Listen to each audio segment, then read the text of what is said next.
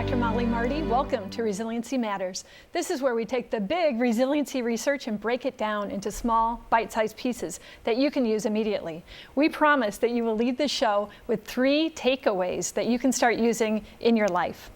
So, what if you could learn the biggest mistakes that coaches make and how to avoid them so that you can better coach as a parent, a teacher, a youth builder? Would you hang out with us for 28 minutes? What if in the next 10 minutes you could learn how to work with the natural defenses that youth put up so that you can move around them and have greater influence?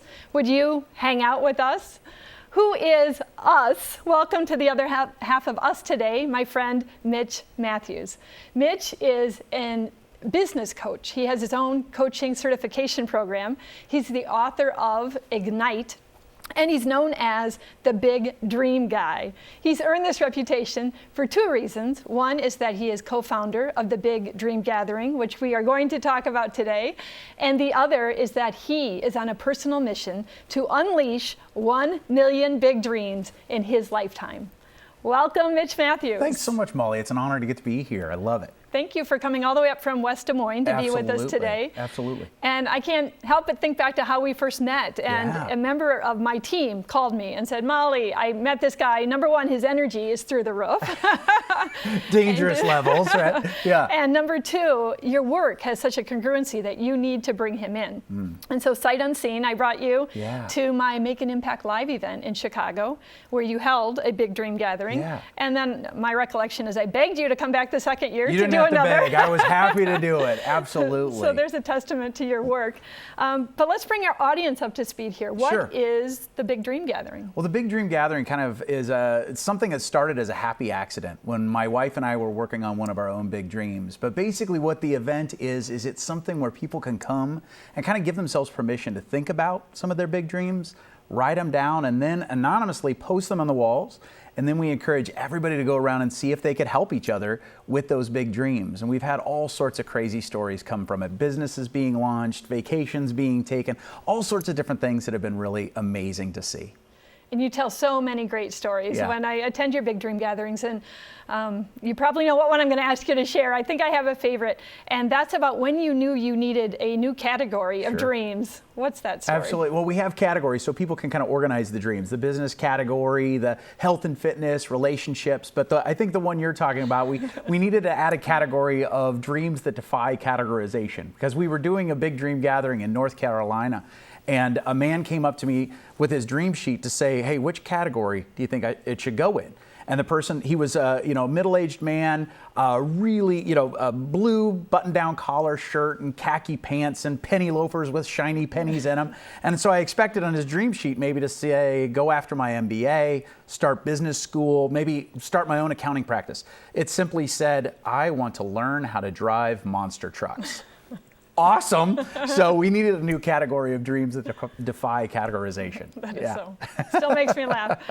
I love it. So I can't imagine all the stories you have. Can you share another story, one of maybe your favorites, but especially how it relates to youth builders? Yeah, absolutely. Well, there are so many great stories of people kind of getting clear on some of their dreams, writing them down, and then getting help or giving help. I mean, it's an amazing process to watch out. But one of probably my favorite dream or stories from the Big Dream Gathering, especially into what we're talking about today, happened in Topeka, Kansas. We did a Big Dream Gathering there, and one of the people that showed up was a family. It was a group, and the dad and the son came up to me. And the dad was kind of a strong businessman from the community, kind of almost stoic. And then his son was with him. And I said, I looked at both of them, I talked with both of them, but I looked specifically at the son and I said, what's one of your big dreams? What are you shooting for? What are some of the things you're going to write down? And he said, I don't know. I'm not sure if I have any dreams. And I could see the father kind of maybe bristle a little bit. I think he had some opinions about maybe what some of his son's dreams should be. But it was great because he kind of held himself and he just kind of gave his son permission to dream and explore. And so he went around and looked at some of the dreams and those types of things. And throughout the night, I kind of checked in with him just to see how things were going. But about 15 minutes before it was done, they both came up to me. And the son came up and he was just beaming at this point. I said, did you get some dreams? And he said, yeah, I wrote 4 down. I said, what's one of your favorites? And he said, well, one of my favorites is I think I know what I want to be when I grow up. And I said, oh, what's that? And he said, well, I think I want to be an inventor. I was like, oh, that's great. And he took off to write more dreams down and look at other dreams. And the dad stepped up. And, again, this was kind of a hard, successful businessman. But I noticed he was misting up and had a tear coming down. I was like, what's going on? Are you okay? And he said, I realized, I always wanted to be an inventor when I was his age, but nobody ever asked me. And I love that about the Big Dream Gathering, where people kind of give themselves that permission to dream. But I love that story in particular, because I know that dad probably had dreams for his kid, and maybe even had opinions about what his son's dreams should be, but he let his son explore that. He supported him, he let him explore it, but really let his son own that. And I think that made it even a more powerful experience for the son. Is great, and there's certainly a takeaway within that. Absolutely. Let's get more. I'm specific. All about the tools, right? Yeah, all about the tools. Absolutely. So we have just some passionate, caring youth builders. I know who's on the other side here, and I want to help them. So their house might look like mine, where I have some big dreamers, and we're talking about those dreams, and I have some that are a little more quiet and not willing to share. So what can you say to our youth builders on how do you begin this conversation with your kids? Absolutely. Well, I think it's a great question. And again, anybody that's pouring into kids, I commend, because that's a big deal and that's so important. But when the subject of dreaming big and what are some of your big dreams comes up, like you said, some kids are all about it and other kids are like, I have no idea. So I even say, one of your initial questions, how you word it and how you approach it makes all the difference. So some people will come up and say, well, what's your big dream? And a lot of times kids will have no idea, or they'll all of a sudden start processing, well, what's my one big dream, or what's my biggest dream? And all of a sudden, instead of kind of exploring and expanding their thought, they're shutting down and kind of weighing out what should they say. So just in some ways start with a more broad-based question to be able to say, what are some of your dreams? What are some of the things you'd love to do or experience or see, as opposed to what's that one big dream? So you kind of allow a more broad question, and kind of like that dad at that Big Dream Gathering, give them the chance to explore some options and opportunities as opposed to trying to narrow it down to just one. That's such great information. And real quick, how do you connect coaching and parenting? Because I want to make sure that everyone comes back and follows on this conversation. What's the connection between coaching and parenting? Well, I think there's so many parallels between the two roles, and we'll talk more about specific strategies that I, even as a parent and a coach, I see those parallels and we can pull them through. But so much of parenting, I think, is helping your kids to grow and expand and learn from as they walk out their life, their journey. And so much of that can be as we kind of allow ourselves that chance to put on our coach's hat and help them explore those things. It can make all the difference in the world. So that's our first takeaway. Lower defenses by asking questions instead of giving answers. The biggest mistakes that shut down learning, we'll find out what they are and how you can avoid them with your children when we come back.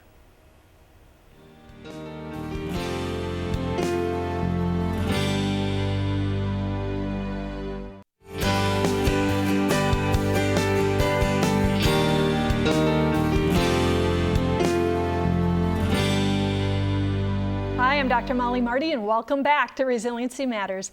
Today we are visiting with Mitch Matthews about coaching and parenting and what they have in common. And you have a really interesting concept about the hats that we wear. Absolutely. As a coach, as a mentor, as a parent, and how these different hats can get in the way of what we're really trying to achieve, and because they trigger habits. Absolutely. So talk us through that. Well, yeah, you had mentioned we train people to be coaches, and one of the things that we do is we kind of remind people of our hats that we wear and some of the habits that are associated with that. So, for example, a lot of us wear a manager hat, and we actually have people go, okay, what hats do I wear, right? And when you have your manager hat, there's probably elements of coaching that go into that, where you're coaching your team to do well, those types of things. But there's habits that come, or even biases that come when you have that manager hat on. You want your team to perform. You want your team to kind of stick to procedure or company policy, all those things. So you can coach, but sometimes those biases come with that manager hat. Or the parent hat, that so many of us wear and feel that, a lot of times we want to coach our kids to do better. We want to stretch them and those types of things. But a lot of times the biases that come with that parent hat are around safety. We want to keep our kids safe, right? I want my kids to grow and stretch, but I also don't want to have them fall 20 feet out of a tree, right? So it's one of those things when we put our coaching hat on, kind of one of the highest priorities or highest values that we can have when we coach someone is helping them to grow, not having all the answers, but instead asking them questions and helping them to grow. And sometimes that means allowing them to fail and learning from that as well.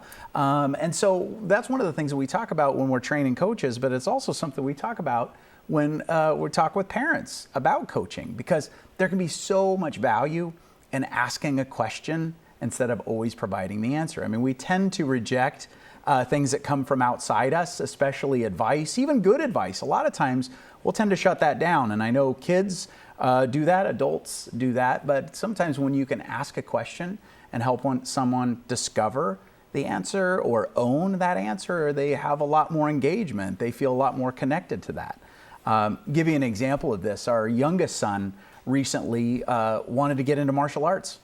And I thought, gosh, that's great. You know, now part of my parent hat wanted to kick in. I wanted to keep him safe. And I have some background in that. So I had some opinions. But I thought, you know what, this is a great kind of boundaried experience that I could coach him on. Instead of just kind of taking ownership and kind of driving it all on my side, I thought this is a great chance for me to just wear the coaching hat with my son.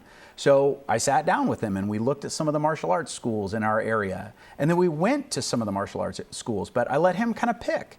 And then when we went, even though I had opinions on what the experience was like or what I thought maybe his experience would be like, or if I liked one more than the other, I asked questions instead of just giving him the answers and saying, well, what did you like? What didn't you like? What makes you think maybe this would be a good fit? Why might this not be a good fit? And he really got to own that process and that decision. And what was great about that was, although he made a slightly different decision than maybe I would have initially, he made a great decision.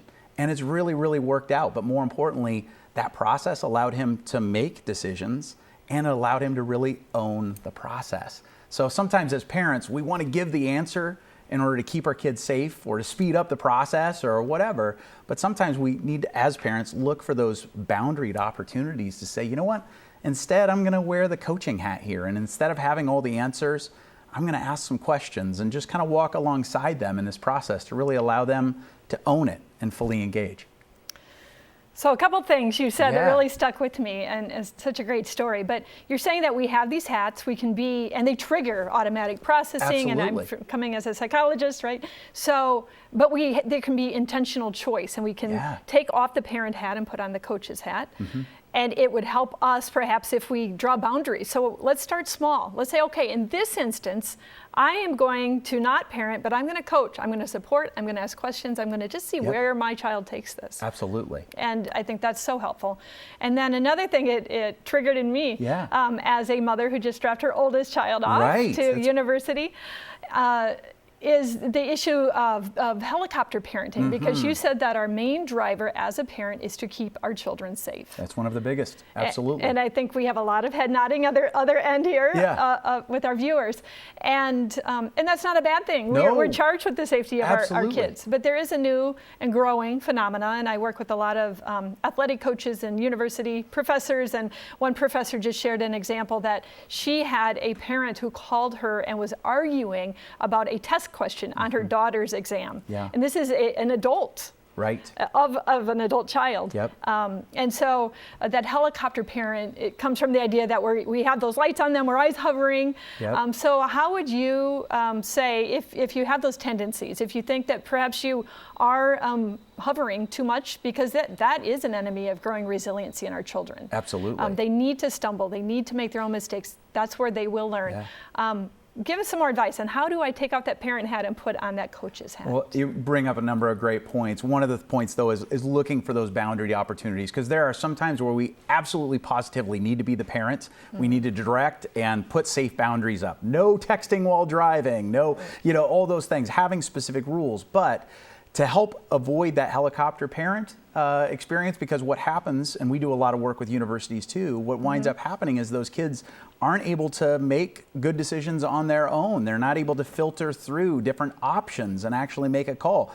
A lot of times they have tough time engaging fully because someone's not guiding them throughout. So looking for those opportunities where maybe maybe a chance for your child to make a decision or to make some choices, instead of guiding them or telling them, instead choose to put that coaching hat on and say, you know, what might be a good thing to do here, or what might be a good option for you right now. Instead of just giving them the answer, ask another question and just help them to own that process.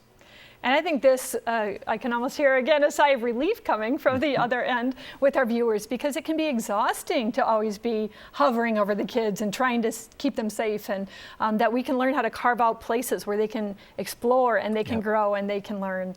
So I think that's such great advice. So there's our second takeaway, our tool for our viewers. Put on your coaching hat and look for opportunities to learn from both mistakes and successes. When we come back, one of the most powerful coaching questions you can ask. Stay tuned.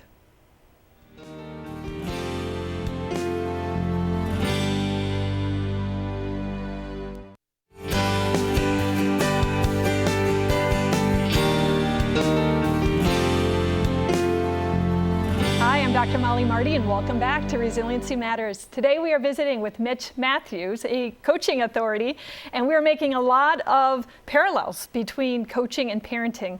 And I see so much overlap. One thing that we work with communities and in growing community-based youth resiliency is relationships with trusted adults. Yep. And the research is so strong that if they have a single trusted adult, non-parental adult in their life, it provides a lot of stabilizing support. If they have 3 non-parental trusted adults, exponentially puts them on the path to success, both in their teen years, but also long-term success. And so that's why I think this conversation about how to be a better coach is really helpful to our listeners at home. Absolutely. There's another, you have a stretch, and when I first heard that, I said, really, as a social scientist? But you helped draw these connections for me. So share this too. You say that parents, coaches can learn from the scientific method. Right. As a social scientist, I said, say what? What? Say that again? Exactly. Now, I didn't grow up all that great at science. I wasn't the smartest kid. But at the same time, I've fallen in love with the scientific method, especially when you're thinking from a coaching or a mentoring perspective, because there's something freeing about the scientific method. Because if a scientist goes in, basically they discover or clarify what it is they want to either prove or disprove. So they create a hypothesis, which by definition is a best guess. It's an educated guess at how something's going to go. But as a scientist, the only way then you test that hypothesis is to experiment. And then when you go out, you experiment, you put on the lab coat and you try, okay, is my hypothesis true or is it false? But if your hypothesis proves to be false, that wasn't a failure. That experiment wasn't a failure. That actually was a success because you found something out, you clarified whether it was true or not, and then you either adjust what it is you believe is to be true or not. And so what I love about that is that so often we think, if it's a child or even ourselves, we're gonna go try something new. We think we've got to get it perfect right from the start. But I always say instead, if you've got the coaching hat on, if you're mentoring or you're coaching a child or someone else, to be able to say, you know what, let's give ourselves permission to go at this like a scientist. Let's go at this and say, this is our best guess at how we think it's going to go, but it may not go that way, but that's not a failure. That means we've moved forward and we're learning things. Let's just evaluate and adjust and continue to move forward. That brings to mind Edison's quote about inventing the light bulb, and he didn't fail, he learned 10,000 ways that didn't work. It didn't work, exactly right, exactly right. And so we tend to rob ourselves or others of that, kind of the learning that can happen when something doesn't go the way we expect it. But if we kind of walk in with that expectation that we're going to learn no matter what, we're going to continue to move forward no matter what, it's amazing what that can do for a kid's resiliency to say, okay, that wasn't a failure. I learned something. Let's keep moving forward. That's such a great challenge to our listeners at home to put on that lab coat, when your child is disappointed or I failed, or, to say, what did you learn? What Yeah, lessons absolutely. can you take away here? Yeah. And, give them that lift forward. That's a great tool. We talked about before break the biggest mistake in your mind that coaches make and how we can avoid them as parents. Yeah. Well, and it's also, kind of talked about one of the most powerful questions we can ask, especially because I love as a coach to ask questions as opposed to give answers. Because a lot of times we start to give our opinion too early and it shuts a kid down, it shuts a coworker down, whoever. You start sharing those ideas too soon. You put that parent hat on and just give the answers. You know the answers. Exactly. And that's not right. Especially in those boundary situations where you really have decided, you know what, I'm going to put the coaching hat on to be able to ask some questions, to be able to say, okay, how do I inspire clarity? How do I inspire ownership? One of my favorite questions, whether it's I'm coaching someone professionally or I'm talking to my own kid, we have 2 boys, to be able to ask them a question, it's a powerful question, to be able to say, hey, what does success look like?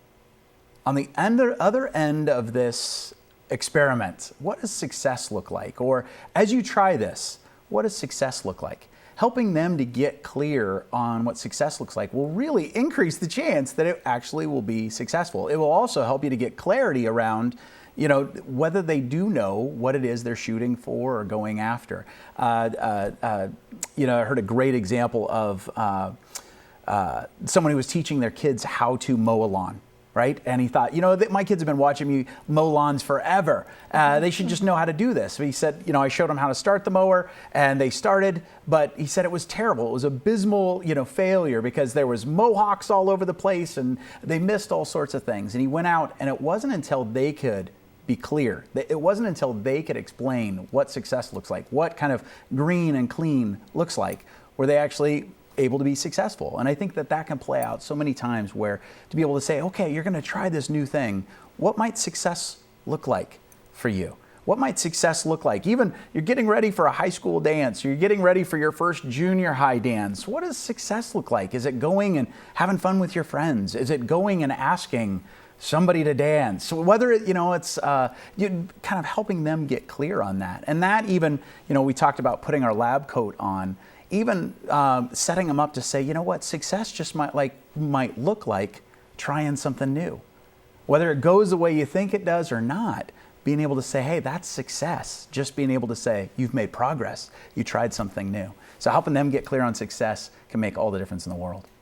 And I'm running through my mind big ways and small ways, but it can make the difference between even reducing frustration. Clean your room. It's not clean enough. Clean your room. Yeah. And hey, what does a clean room look like? Exactly. Because it could be that your child thought that's clean, shoving some things under the bed, the floor exactly looks right. better. Yeah. And for you, that can spark that great conversation to be able to, even with the room, to be able to say, okay, what does clean look like? Well, my bed's kind of made and that stuff's cleaned up. Well, that's not quite right. So let's decide together what success looks like, and then to be able to further clarify that so they can truly own it and walk it out, and even be able to say, okay, well, what does success look like as you clean that room? What does that look like? How are you going to go about that? And helping them to own that process as opposed to just telling how to do it.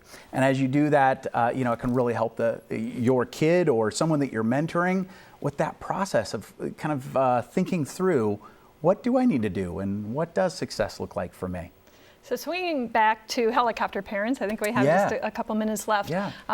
How does this conversation look like with a parent who's really trying to let go? Yeah, absolutely. Well, with helicopter parents, it's one of those things where a lot of times the reason why we're overprotective or too engaged is we want to keep our kids safe, or we want to, make sure they're okay. And that comes from a good place. But a lot of times when we do that, we rob them of that opportunity to really learn and own something. So to be able to ask them, what does success look like, and allow them to kind of figure that out for themselves, or, through a series of questions, get clear on that on their own, that helps them to continue to take that ownership so that as they maybe move on to college or start their first job, they're not dependent on you to make all those decisions for them. That's great, and it leaves me with the question, what does good parenting look like? Growing resilient children. Here are tool number 1 and 2. Tool number 3, get clear on where you're headed by asking, what does success look like?